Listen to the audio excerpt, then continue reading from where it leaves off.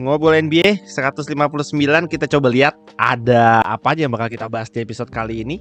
Ada berita dari Brandon Podziemski yang menjadi aset paling penting kayaknya sekarang di Warriors ya.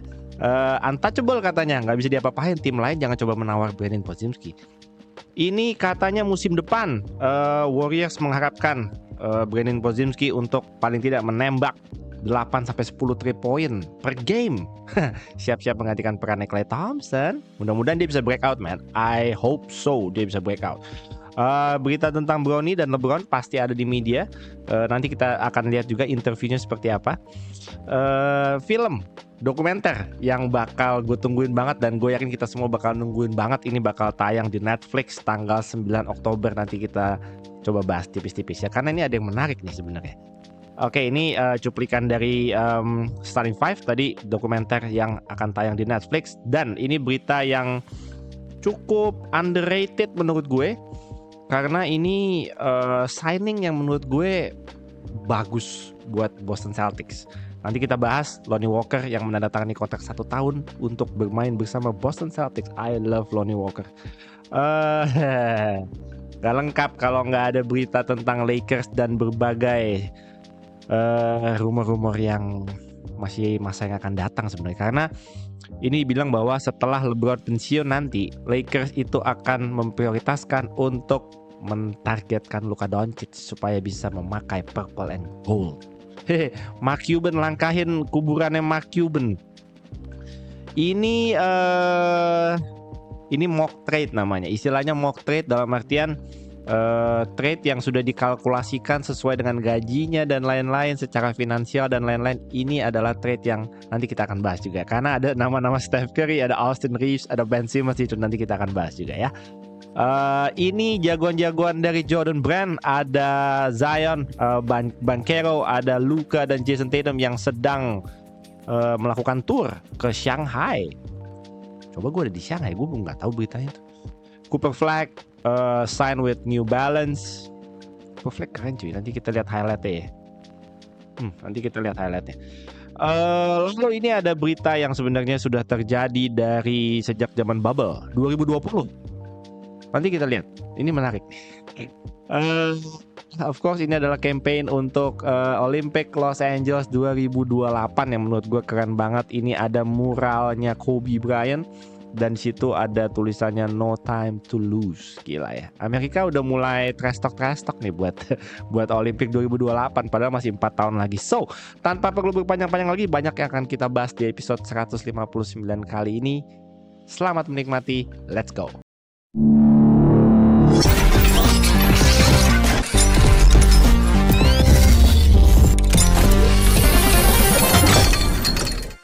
Ngobrol NBA episode 159. Teman-teman tadi udah lihat kira-kira berita-berita apa aja yang bakal kita bahas di episode kali ini. Tentunya NBA lagi slow news. Pastinya ini belum ada berita-berita yang menggemparkan atau gimana. Memang ini adalah bulan-bulan yang nggak mungkin ada berita yang menggemparkan sebenarnya. Kalaupun ada yang pemain yang desain sama tim baru, tadi udah gue mention juga ada Lonnie Walker, nanti kita akan bahas juga. Selain itu pasti berita-berita yang sifatnya hanya rumor dan berita-berita pemain-pemain yang lagi having fun, menghabiskan sisa-sisa waktu buat liburannya dan juga lagi tour ke Asia dan lain-lain sebelum nanti mulai training camp lagi dan mulai preseason. Dan di Oktober nanti kurang dari 2 bulan lagi kita akan segera memulai musim yang baru, yang tentunya banyak sekali yang bakal gue tungguin. Nanti akan kita bahas juga ya. Sebelum itu gue mau mengingatkan untuk teman-teman yang belum subscribe di channel Ira Darmawan TV. By the way, kita bagi-bagi wallpaper gratis setiap minggunya. Dan wallpaper gratis untuk minggu ini sudah gue post di community post. Jadi teman-teman silahkan ambil aja wallpapernya gratis. Buat yang belum subscribe, pause aja dulu videonya, pencet tombol subscribe. Karena setiap minggunya kita akan bagi-bagi satu wallpaper gratis. Plus hari Senin depan, ini gue mau mengingatkan. Hari Senin atau hari Selasa, pokoknya di next episode yang ngobrol NBA, kita akan undi satu subscriber yang beruntung yang akan bisa mendapatkan satu kaos persembahan dari Triple Overtime Thriller. Nah, jadi caranya gampang. Gue gini, Gue kemarin mikirnya gue bisa ambil ekstrak semua data subscribersnya Ngobrol NBA Real Darmawan TV, lalu gue undi. Gue ada aplikasinya sebenarnya. Asal gue bisa ekstrak datanya. Ternyata gue nggak bisa ekstrak datanya. Bener-bener gue bingung dari kemarin cari gimana caranya gue ekstrak ini data 9.000 hampir 10.000 subscribers. Nggak bisa ternyata, atau mungkin gue belum tahu caranya, ada triknya mungkin gue nggak tahu, tapi setahu gue nggak bisa diekstrak itu datanya. Kalau bisa gue gampang ngundinya, tapi ternyata nggak bisa. Jadi satu-satunya cara gue untuk bisa mengundi subscribersnya adalah teman-teman harus kirim komentar. Jadi teman-teman harus kirim komen di episode kali ini supaya setiap komen itu bisa gue undi di episode depan. Nanti pengundiannya kita lakukan secara live dan transparan. Oke, tenang, semua teman-teman bisa lihat pas gue ngundi semua komen-komen yang masuk di episode kali ini. Nah, biar seragam, teman-teman yang mau berkesempatan untuk mendapatkan kaos dari Triple of Time Thriller hanya perlu menuliskan komentar ikutan giveaway. Oke, komennya hanya perlu menulis ikutan giveaway di episode ini. Jangan lupa di komen ikutan giveaway. Dengan teman-teman sudah mengetik ikutan giveaway, otomatis nanti ID YouTube-nya sudah bisa diikut sertakan untuk diundi di episode berikutnya.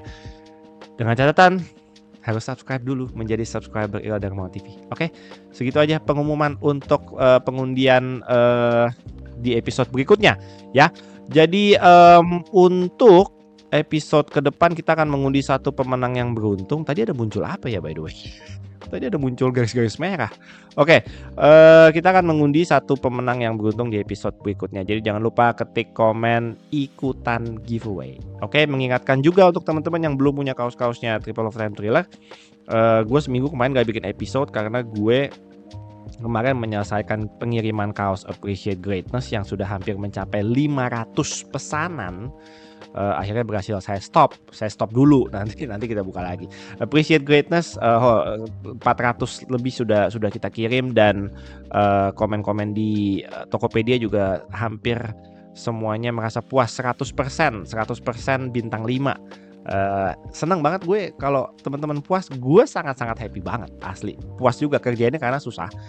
Jadi kalau teman-teman happy dengan hasilnya, gue sangat-sangat happy juga. Gue kemarin seminggu ini menyelesaikan satu project lagi, karena kemarin Appreciate Greatness itu satu project yang sangat-sangat mainstream. Yang beli aja sampai hampir 500 orang. Itu project mainstream. Dari kemarin bikin project mainstream, tapi gue bukan ditegur ya, gue diingatkan. Gue diingatkan sama saudara-saudara saya di OKC Fans Indonesia bahwa jangan lupa bikin kaosnya OKC untuk menyambut season depan. Jadi gue kemarin sudah menyiapkan satu desain yang akhirnya sudah gue publish kemarin sore, udah gue umumkan di Instagram, tapi belum kita buka prebooknya, tapi sudah gue umumkan desainnya. Mungkin gue kasih lihat juga di sini desainnya. Ada Shay, ada Ludort, ada J-Dub, ada Chat, Homegrain. Kaosnya warna putih. Jadi ini bukan project mainstream, ini project idealis. Sekali-sekali kita nggak boleh harus mikirin yang mainstream, kita harus pikirin yang idealis. Pasti yang beli hanya fans-fansnya, oke sih, nggak apa-apa, saya senang. Justru ini buat jadi kaos kebanggaan kita nantinya untuk menyambut musim depan, di mana saya berharap OKC akan bisa. Saya nggak mau mendahului Tuhan lah pokoknya. Oke, ini rencananya kaos yang bakal kita rilis mungkin di hari Senin. Di hari Senin kita akan umumin di Instagram. Oke, tanpa perlu berpanjang-panjang lagi di episode kali ini, tadi gue udah bahas menunya juga lumayan banyak. Teman-teman yang belum follow Instagram, follow aja di sini Authentics ID. Thank you banget, sekarang followersnya udah 103.000 followers. Yang mau mampir ke toko ada di sini, Authentics Spasi Store, di Tokopedia, di Shopee. Langsung aja gas. Oke, kita lanjut ya. Lama banget kita pendahuluannya. Kita lanjut ke menu-menu yang berita-berita yang bakal kita bahas di episode kali ini adalah let's go. Yang pertama adalah berita patah hati. Saya patah hati kan, karena girl crush saya, Malika Andrews, akhirnya menikah dengan Dave McManaman. Mereka akan kerja sebenarnya. Harusnya nggak boleh. Saya nggak rela Malika Andrews saya diambil, tapi nggak apa-apa, it's okay. Malika Andrews, you look so gorgeous. Gorgeous as always, selalu gorgeous. Aduh, cantik cuy. Ini girl crush gue kalau di dunia sports. Aduh, look at that face. Gila men, kamu beruntung sekali. Sumpah kamu beruntung sekali. Jagain ya. Oke, ini ada konten yang sebenarnya hanya buatan, editan. Hanya editan. Tapi ini cukup menggelitik gue. Karena ini captionnya adalah tulisannya true or false.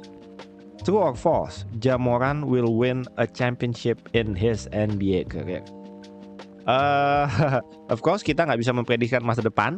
Tergantung dari bagaimana Memphis Grizzlies bisa mengumpulkan pemain-pemain yang bisa mensupport Ja Morant di lineup mereka. Tapi overall musim ini menurut gue ada Zach Edey, Jaren Jackson Jr., Marcus Smart, Ja Morant, of the best ada Gigi Jackson. Gue suka sekali sama Gigi Jackson. Dan pemain-pemain muda lainnya yang menurut gue bisa lah untuk bersaing di wilayah barat yang sebenarnya makin susah. Musim depan pastinya makin kompetitif dan makin susah. Gue sih nggak terlalu punya ekspektasi Memphis bakal sejauh apa, tapi gue excited banget. Tadi di awal gue mention ada hal-hal yang membuat gue excited nungguin musim depan. Salah satunya adalah menunggu comeback-nya Ja Morant, karena Ja Morant mau nggak mau he is box office. Dia selalu come up dengan highlightnya yang sangat sangat ditunggu-tunggu sama fans-fansnya dan salah satunya sama gue. Apapun hasilnya nanti Memphis Grizzlies gue doakan yang terbaik sebenarnya.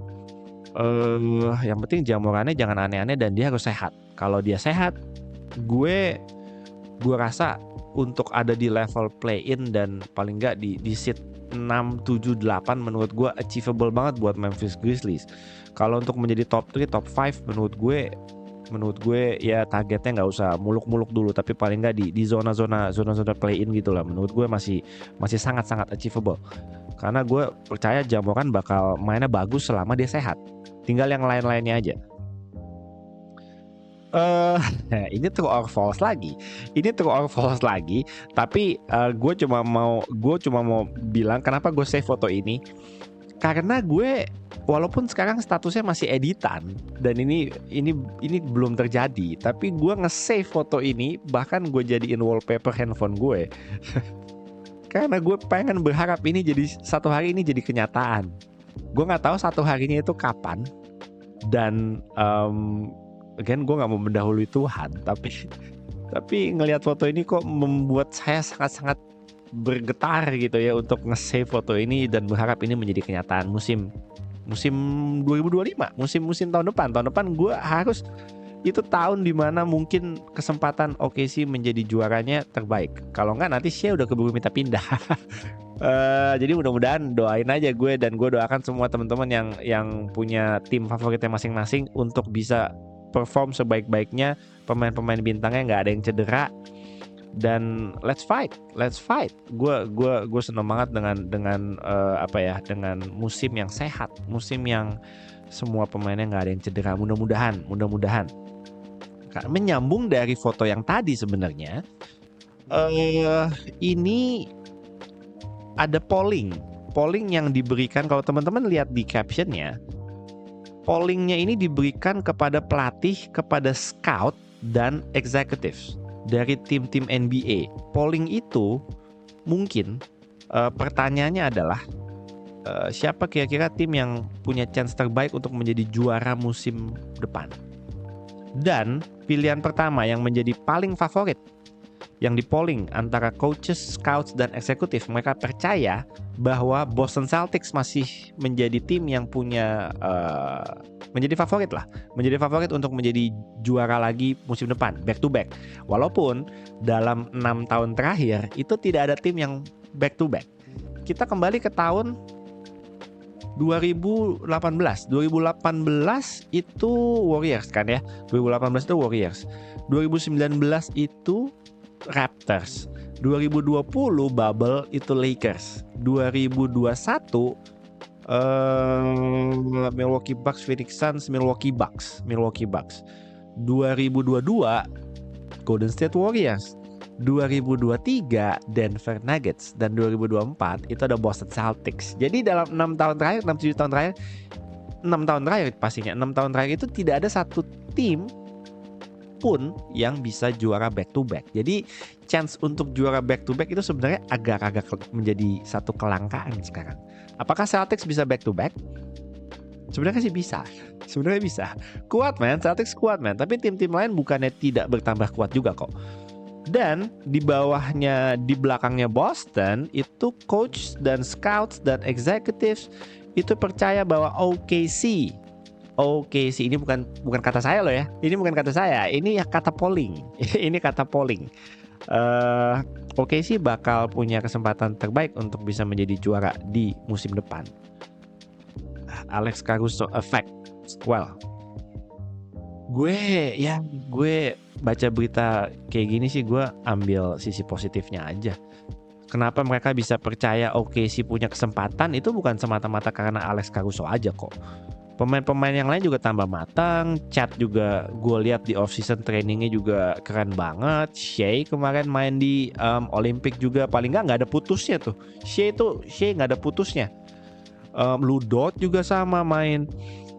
J-Dub pastinya makin bagus. Cason Wallace dan lain-lain. Aaron Wiggins. Terus kita dapat Isaiah Hartenstein. Paling tidak kepingan-kepingan yang musim lalu kita nggak punya, itu musim ini sudah diisi sama pemain-pemain yang menurut gue sudah mumpuni untuk mengisi posisi-posisi tersebut.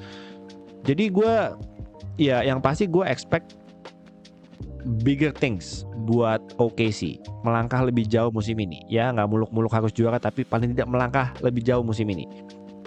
Tentunya nggak ada yang instan, gue percaya nggak ada yang instan. Isaiah Hartenstein, Alex Caruso mungkin nggak bisa tiba-tiba nyetel begitu aja dalam satu musim, tapi paling tidak kepingan-kepingannya sudah ada gitu loh. Itu yang membuat gue optimis, dan itu yang membuat gue semakin tidak sabar untuk menyambut musim depan. Oke, enough about OKC. Ini nanti episodenya terlalu OKC. Oke, ini berita yang sebenarnya kemarin kan Warriors dan Utah Jazz itu lagi aktif banget ya rumornya yang berpusat di Lauri Markkanen ke Warriors. Lalu siapa yang bakal ke Utah?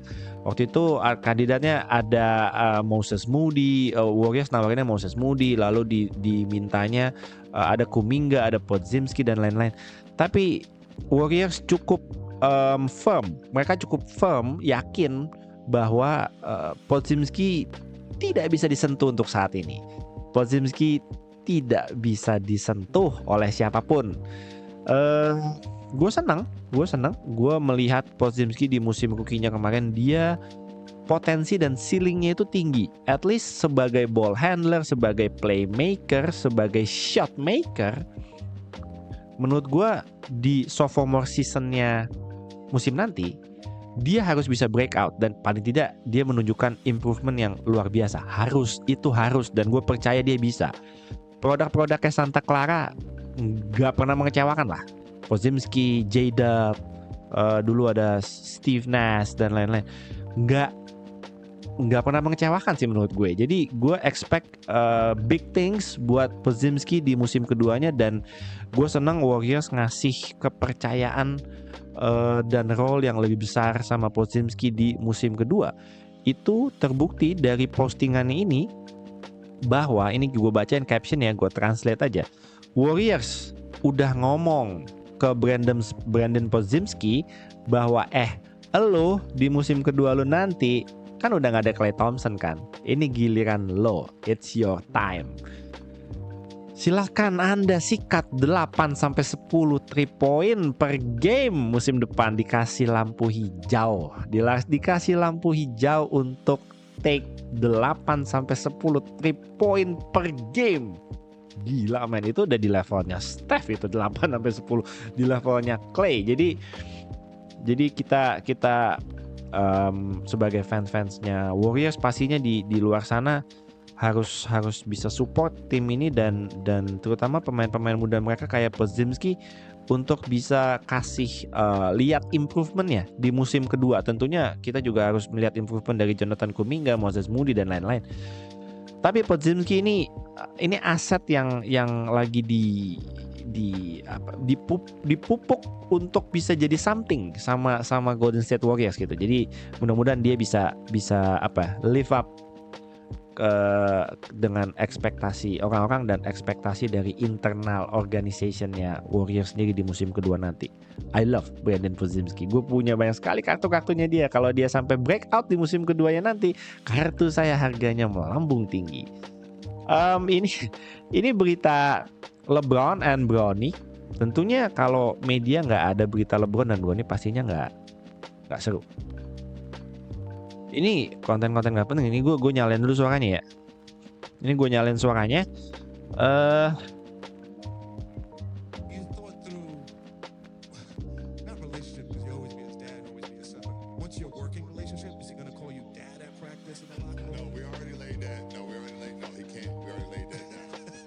Cannot call me dad in the workplace. All right. Once we leave out of the practice facility and the gates close, I can be dad again. In the car, we ride together. At home, I can be dad.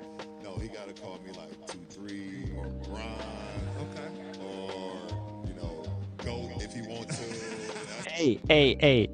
Wait a minute. But it's easy for me. It's easy for me because I've been calling him Bronny for so long. It's not like I've been calling his son. Wait a minute. So it's easy for me. It's gonna be the adjustment for him. But we cannot be running down the court and he'd be like, Dad, please. No, you cannot do that. Lucu kali ya kalau at some point tiba-tiba lagi di blowout game for the sake of entertainment, tiba-tiba LeBron, padahal Lakers misal udah menang jauh banget, LeBronnya masih ditaruh di lapangan, tiba-tiba Bronny-nya masuk gitu, main satu lapangan, tiba-tiba dipanggilnya Dad, pass the ball gitu. Lucu kali ya, tapi ini tulisannya LeBron bilang, gue izinin dia untuk manggil gue whatever, kayak misalnya 2-3 which is nomornya dia 2-3, atau Brown or GOAT. Come on man, LeBron, masa lu pengen anak lu manggil lu GOAT. Aduh, gila. Ini mungkin akan menimbulkan isu-isu dan komen-komen netizen yang bilang, LeBron, lu tuh terlalu self-proclaimed GOAT man, lu selalu pengen dipanggil GOAT. Mudah-mudahan nggak ada komentar-komentar seperti itu. Anyway, ini cuma itu aja, cuma konten-konten berita biasa santai. Jangan digiring opini, jangan. Ini bro, aduh gila. Film dokumenter kalau di Netflix bikin dokumenter itu nggak pernah fail. Gue nggak pernah miss dokumenternya Netflix, terutama yang berbau sport ya. Kayak waktu itu ada yang Malice at the Palace, terus ada dokumenternya tentang sepatu N1 dan lain-lain. Nonton tuh gue semua dokumenternya Netflix, mau yang basket, mau yang football, mau yang bola gitu. Itu nggak tahu kenapa gue selalu nonton, karena Netflix nggak pernah gagal kalau bikin dokumenter. Dan ini judul yang kalau dilihat dari covernya aja, siapa yang nggak pengen nonton? Ini gila man, ini out of the blue, tiba-tiba kemarin apa 2 hari yang lalu ya, tiba-tiba di post sama Netflix, dan itu benar-benar bikin gue yang wah. Ini seru banget karena ini mengikuti perjalanan dari 5 orang ini sepanjang satu musim kemarin ya, musim 2023-2024. Judulnya Starting Five, dan di situ ada atlet-atlet yang mainstream, pemain-pemain yang mainstream yang masanya banyak. Tapi ada satu atlet yang nggak mainstream, di mana itu gue seneng kenapa dia ada di dokumenter ini, di serial ini. Gue seneng banget. Di situ ada Domas, sangat-sangat tidak mainstream, tapi gue seneng, dan itu gue penasaran. Ada LeBron, ada JT, ada Jason Tatum, ada Ant-Man, ada Jimmy Butler, ada Domas. Ini pemain yang sosok individu yang punya personality yang berbeda-beda. Ada yang nyeleneh, ada yang santuy, ada yang ngoceh mulu, ada yang udah sesepuh gitu ya. Tapi ada Domas. Ini nggak tahu nih, ajaib ini. Ini serial yang bakal ajaib dan gue sangat-sangat menantikan serial ini. Intinya Netflix nggak pernah gagal lah kalau bikin gitu. Duh, kita pelanin dulu, nanti ada lagu-lagu yang mengandung copyright saya puyeng. Nggak apa-apa ya, nggak pakai suara ya. Last season was a movie, you're ready to run it back in October. Gila ini. Let's fucking go squad, it's that time. Bring your ass. Anthony Edwards banget ya, Atlanta banget, ATL banget. Bring your ass. Gue makin di sini makin gila men kalau sama Ant-Man, makin ngefans gue sama dia. Atau kenapa? Domas cuma kasih api-api. Ya, keren. Ini sumpah ini Lego. Keren asli, keren banget guys. Ini layak banget ditunggu. Gue sampai taruh di reminder. Padahal ntar juga muncul di beranda Netflix. Gue pasti muncul, tapi gue nggak tahu. Gue tulis aja di reminder. 9 Oktober. Nggak sabar gue. Asli nggak sabar. Keren banget. Ini berita signing yang menurut gue underrated dan bagus buat Celtics. Gue gak mau bilang bagus banget, tapi dia bagus buat Celtics dan gue anggap ini underrated. Ini Brad Stevens nih harus di drug test, harus di drug test man. Brad Stevens ajaib man. Gila ini. Celtics have signed beritanya Celtics have signed free agent Lonnie Walker the fourth to a 1-year deal. Ini Brad Stevens definitely doing his job. Mesti di drug test ini Brad Stevens. Gak bener ini. Celtics makin kuat ini. Gak bener ini. Lonnie Walker tuh kadang suka ajaib man. Dia kalau lagi hot gitu tuh lagi agresif mainnya, udah mid range dan lain-lain. Wangi gila man. Secara offense ya. Defense sih kita nggak usah ragu lah. Defense salah satu pemain yang hasilnya paling dulu zaman di Lakers kan dia paling dianggap hasilnya paling disukai sama fans Lakers. Di saat Lakers lagi bobrok lah sebenarnya. Tapi dia pemain yang sebenarnya secara hasil dan defense paling oke. Lonnie Walker, another hustle guy buat Boston Celtics. Kepake banget sih ini, kepake banget. Asli Brad Stevens mesti di drug test man. Gue gak mau terlalu bicara ini terlalu banyak. Bahkan gue udah bingung mau bikin cover episode 159 ini covernya kayak apa. Sampai gue mesti masukin covernya Luka Doncic, yang sebenarnya ini cuma angan-angan dan ini harapan dari Jenny Buss kayaknya. Harapan dari manajemen Lakers bahwa satu saat nanti di saat LeBron sudah pensiun, siapa yang akan menjadi wajah Lakers selanjutnya? Siapa yang menjadi wajah? Karena kalau Lakers gak punya wajah sebenarnya agak aneh. Karena Lakers itu tim yang sebenarnya harus punya wajah. Gak ada LeBron susah menggantikan wajah segede LeBron gitu ya. Ya Luka mau gak mau sih, memang Luka. Incerannya ya mesti di level Luka Doncic. Tapi apa kata Mark Cuban nih? Gue kalau jadi Mark Cuban baca rumah-rumah berita-berita kayak gini, gue apa yang ada di pikiran gue ya? Gue cuma mungkin bilang, lu pikir gue siapa? Lu pikir gue gak bisa nge-keep Luka Doncic sampai dia pensiun di Mavs? Lu kira gue siapa men? Lu gak anggap gue Mark Cuban ini. Ya, satu saat nanti kita lihat lah ya.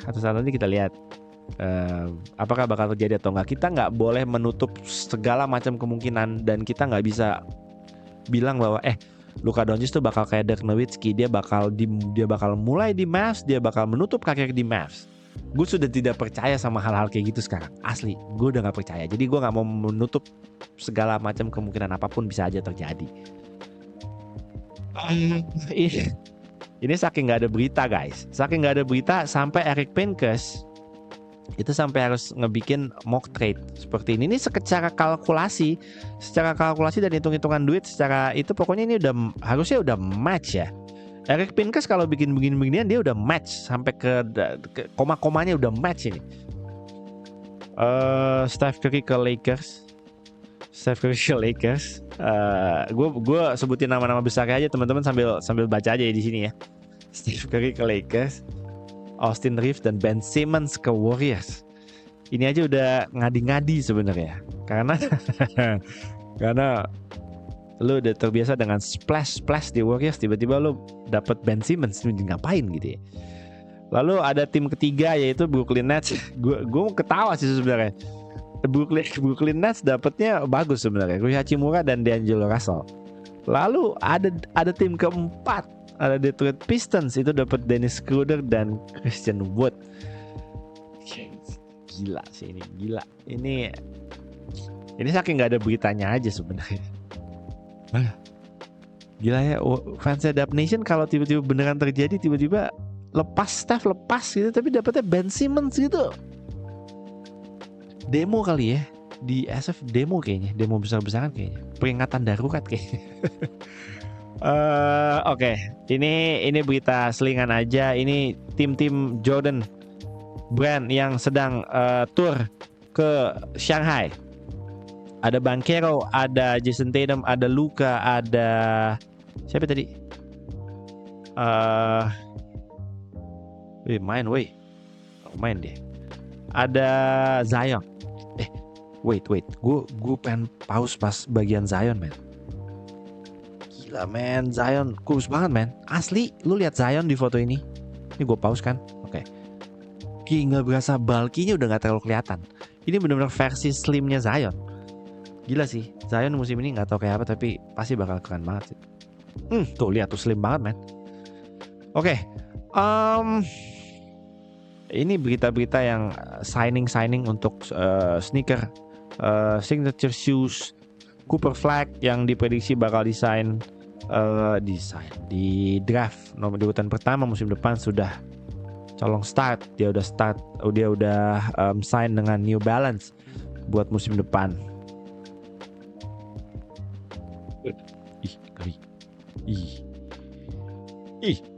Gila ya.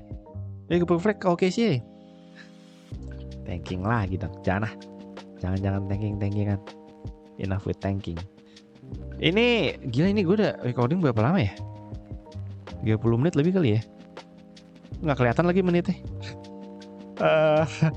Gue tiba-tiba muncul konten ini di IG gue. Ini sebenarnya terjadi di tahun 2020 dan ini cuma di scrimmage di bubble, bahwa Denver Nuggets pernah mengeluarkan lineup seperti ini. Nikola Jokic di point guard, ada Jeremy Grant di posisi 2 shooting guard, small forwardnya ball. Lalu di power forward ada Paul Millsap dan di centernya ada Mason Plumlee. Ini lineup gila, man. Ini lineup gila. Ini minimal 6'7", which is Paul Millsap, dan point guardnya ditaruh Nikola Jokic. Gila, man. Lineup kayak gini nggak ada tim lain yang bisa bikin lineup kayak begini. Ajaib. Itu di bubble tuh. Guardnya Jokic sama Jeremy Grant, forwardnya Bol Paul Millsap, centernya Mason Plumlee. Itu backgroundnya teman-teman lihat aja. Masih nggak boleh ada penonton di bubble. Starting line-up-nya kayak begini, anjir, bercanda. Gila. Ini untuk menutup episode kali ini, gue cuma mau kasih lihat bahwa Amerika di USA sudah mulai trash talk ya dengan negara-negara lain. Padahal ini Olimpik yang masih menunggu 4 tahun lagi. Tapi ini adalah mural di Los Angeles, tempat yang akan menjadi tuan rumah untuk Olimpik 2028, dan ini muralnya Kobe. Kata-katanya keren. No time to lose. Gila. Keren. Amazing, tulisannya amazing. Keren banget.